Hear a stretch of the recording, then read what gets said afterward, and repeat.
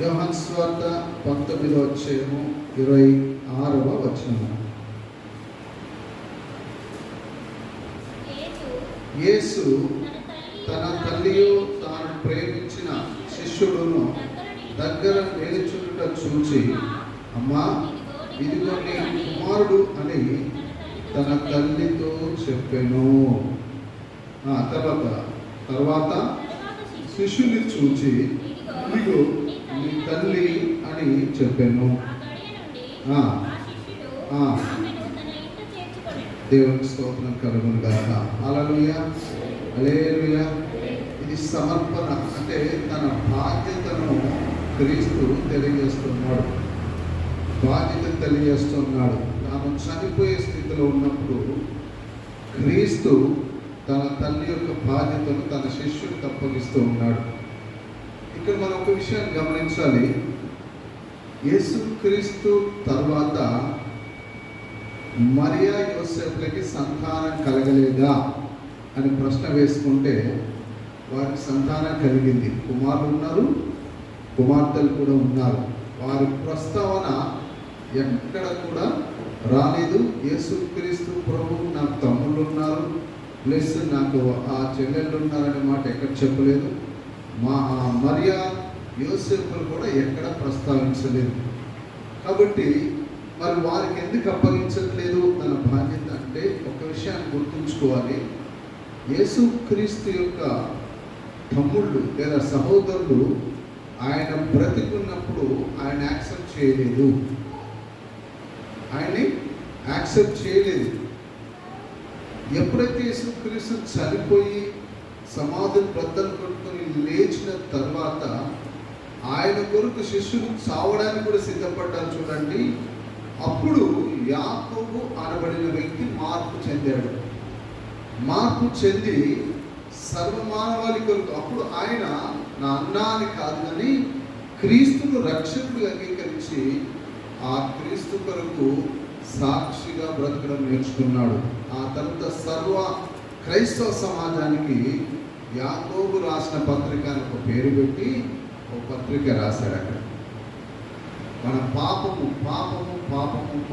ఆ పాపం నుండి విడిపించడానికే యేసుక్రీస్తు ఈ లోకానికి వచ్చినాడని ఆయన పత్రిక రాశాడు. రైట్. కాబట్టి మనం కూడా ఆ పాపంలో ఉన్నటువంటి మనుషుల్ని బయటికి లాగాల్సిన వారని ఉన్నాము అని రాశాడు. అది సందర్భం వేరు. కానీ వాళ్ళకి ఎందుకు ఆ బాధ్యత అప్పగించట్లేదంటే అప్పటి వరకు తన సహోదరులు కానీ చెల్లెలు కానీ అన్నదమ్ములు కానీ ఎవరు కూడా ఆయనతో సహవాసం చేసిన వారు ఎవరు కూడా లేరు. కానీ శిష్యులు మాత్రం ఆయనతో సహవాసం చేస్తూ ఉన్నారు. అందుకే తన బాధ్యతని శిష్యులకు అప్పగిస్తూ ఉన్నాడు. శిష్యులకి అప్పగిస్తాడు, ఇదిగో అని చెప్పేసి. మరి పలుమార్లు పలు సందర్భాల్లో యోసేపు కూడా యేసుక్రీస్తుని అనుసరించిన వ్యక్తిగా, యేసుక్రీస్తుతో సహవాసం చేసిన వ్యక్తిగా ఎక్కడ కనిపించాడు. కానీ కొన్ని సందర్భాల్లో మరియ కనిపిస్తూ ఉంటుంది. మరియ కొన్ని సందర్భాల్లో కనిపిస్తున్నది. ఆయన శివ భుజం మీద మోపి ఆయన ఈడ్చుకు వెళ్తున్నప్పుడు కూడా మరియనే కనిపిస్తుంది తప్ప యోసేపు కనిపించడు. తన తర్వాత సంతానమైన పిల్లలు ఎవరు కూడా కనిపించరు. అందుకే మరియ యొక్క తల్లి బాధ్యతని యోహానికి అప్పగిస్తున్నట్లుగా మనం చూస్తున్నాం. యోహాను కూడా క్రీస్తు చెప్పినటువంటి మాటను అంగీకరించి ఆ మరియను తన ఇంటిలోనికి ఆహ్వానించినట్లుగా ఆ దినం నుండి మరియ యోహాను ఇంటిలో ఉన్నట్లుగా మనం చూస్తున్నాం. కాబట్టి సర్వ సమాజం యేసుక్రీస్తు ప్రభు ఏది చేసినా మానవాళికి ఒక మార్గాన్ని చూపించేవాడు. ఆయన మానవాళికి ఒక మార్గాన్ని చూపించేవాడు. ఆయన చనిపోయే స్థితిలో ఉన్న తన బాధ్యతను మర్చిపోలేదు. కానీ ఈరోజు చిన్నప్పటి నుంచే పిల్లలు 5 సంవత్సరాలు దాటిందా, 6 సంవత్సరాలు దాటిందా, 7 సంవత్సరాలు దాటిందా, 10 సంవత్సరాలు అయిపోయిందా, 12 సంవత్సరాలు 7వ తరగతి పాస్ అయినావా, 8వ తరగతి చదువుతున్నావా, మీరు ఎందుకు బతుకుతుండ్రో అడిగేవాళ్ళు. వాళ్ళు ఎంత కష్టపడుతుండ్రో తెలియదు, కానీ ఎందుకు బతుకుతాను మీరు బతుకులు వేస్ట్ అంటారు. ఒకవేళ తల్లిదండ్రులు చచ్చిపోతే మన బ్రతుకేమైపోతుంది? ఎవరు మన ఇంటికి రానిస్తారు?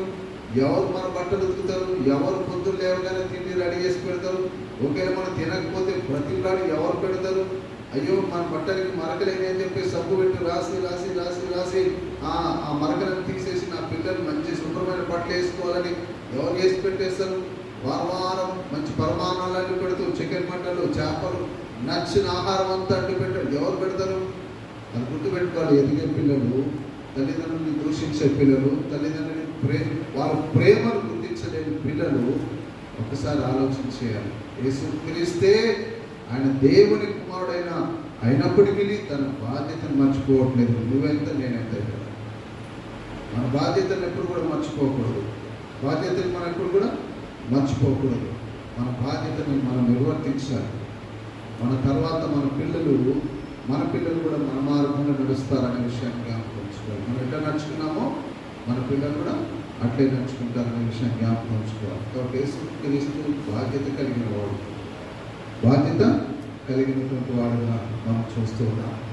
అదే మూడవ మాట యొక్క అర్థము.